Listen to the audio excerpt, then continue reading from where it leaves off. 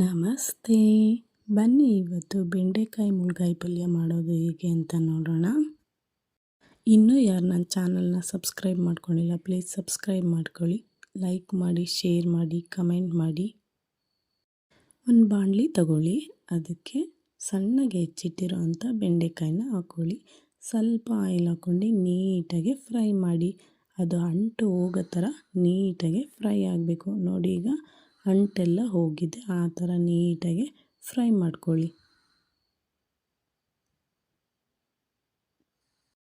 ಒಂದು ಪಾತ್ರೆ ತಗೊಳ್ಳಿ, 3 ಸ್ಪೂನ್ ಆಯಿಲ್ ಹಾಕ್ಕೊಳ್ಳಿ. ಈ ಪಲ್ಯ ಚಪಾತಿಗೆ, ರೊಟ್ಟಿಗೆಲ್ಲ ತುಂಬ ಚೆನ್ನಾಗಿರುತ್ತೆ. ಟ್ರೈ ಮಾಡಿ ನೋಡಿ ಒಂದು ಸಲ. ನೆಕ್ಸ್ಟ್ ಇವಾಗ ಅದಕ್ಕೆ ಸಾಸಿವೆ ಹಾಕ್ಕೊಳ್ಳಿ. ಸಾಸಿವೆ ಚಟಪಟ ಅಂತಿದೆ, ಕಡಲೆಬೇಳೆ ಹಾಕ್ಕೊಳ್ಳಿ. ಈಗ ನೀಟಾಗಿ ಒಂದು ಸಲ ಫ್ರೈ ಮಾಡ್ಕೊಳ್ಳಿ. ಈಗ ಈರುಳ್ಳಿ, ಕರಿಬೇವಿನ ಸೊಪ್ಪು ಹಾಕ್ತಾಯಿದ್ದೀನಿ, ನೀಟಾಗಿ ಫ್ರೈ ಮಾಡ್ಕೊಳ್ಳಿ. ಈರುಳ್ಳಿ ಫ್ರೈ ಆಯಿತು, ಈಗ ಟೊಮೊಟೊ ಹಾಕ್ಕೊತಿದ್ದೀನಿ. ಇದನ್ನು ನೀಟಾಗಿ ಫ್ರೈ ಮಾಡ್ಕೊಳ್ಳಿ.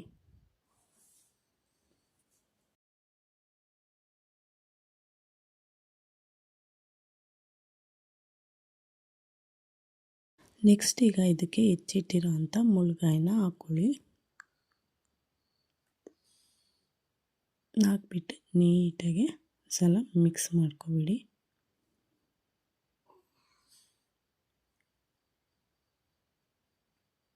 ಸ್ವಲ್ಪ ಉಪ್ಪು ಹಾಕ್ಕೊತೀನಿ, ಬೇಗ ಬೇಯಲಿ ಅಂತ. ನೆಕ್ಸ್ಟ್ ಈಗ ರೋಸ್ಟ್ ಆಗಿರೋ ಅಂಥ ಬೆಂಡೆಕಾಯಿನ ಇದಕ್ಕೆ ಹಾಕ್ಕೊತೀನಿ.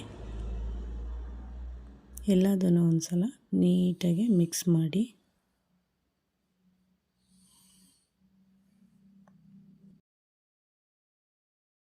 ಈಗ ನೀರು ಹಾಕ್ಕೊಳ್ಳಿ. ನೀರು ಹಾಕ್ಕೊಂಡು ಒಂದು ಸಲ ಮಿಕ್ಸ್ ಮಾಡಿಬಿಟ್ಟು ಅದು ಸ್ವಲ್ಪ ಬೇಯಲಿ ನೀಟಾಗಿ. ಥರ ಪ್ಲೇಟ್ ಮುಚ್ಚಿಬಿಡಿ ಒಂದು 5 ಮಿನಿಟ್ಸು. ನೋಡಿ, ಈ ಥರ ಮುಳ್ಗಾಯಿ, ಬೆಂಡೆಕಾಯಿ ಎಲ್ಲ ಬೇಯ್ದಿದೆ.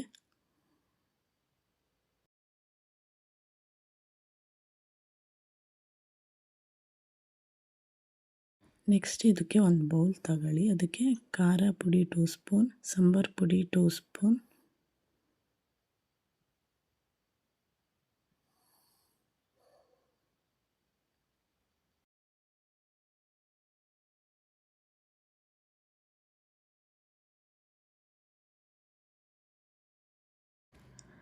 ಎಳ್ಳಿನ ಪೌಡರ್ 2 ಸ್ಪೂನ್, ಹುಚ್ಚೆಳ್ಳಿನ ಪೌಡರ್ 2 ಸ್ಪೂನ್. ಈಗ ಸಾಂಬಾರು ಸೊಪ್ಪು ಹಾಕ್ತಿದ್ದೀನಿ. ಈಗ ಇದಕ್ಕೆ ಕಾಯಿ ತುರಿ ಹಾಕ್ಬಿಟ್ಟು ಸ್ವಲ್ಪ ನೀರು ಹಾಕ್ಬಿಟ್ಟು ನೀಟಾಗಿ ಮಿಕ್ಸ್ ಮಾಡ್ಕೊಳ್ಳಿ. ನೀಟಾಗಿ ಕಿವುಚ್ಬಿಡಿ ಅದನ್ನು. ನೋಡಿ, ಇವಾಗ ಆ ಮಸಾಲೆ ಎಲ್ಲ ಈ ಪಲ್ಯಕ್ಕೆ ಹಾಕ್ಕೊಳ್ಳಿ. ಈ ಥರ ಮಾಡೋದ್ರಿಂದ ಪಲ್ಯ ಟೇಸ್ಟ್ ತುಂಬ ಚೆನ್ನಾಗಿರುತ್ತೆ. ಟ್ರೈ ಮಾಡಿ ನೋಡಿ. ಈಗ ರುಚಿಗೆ ತಕ್ಕಷ್ಟು ಉಪ್ಪು, ಈಗ ಅರಿಶಿಣ ಪುಡಿ,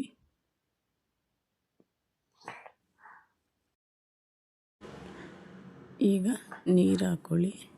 ನೀಟಾಗಿ ಒಂದು ಸಲ ಮಿಕ್ಸ್ ಮಾಡ್ಕೊಳ್ಳಿ.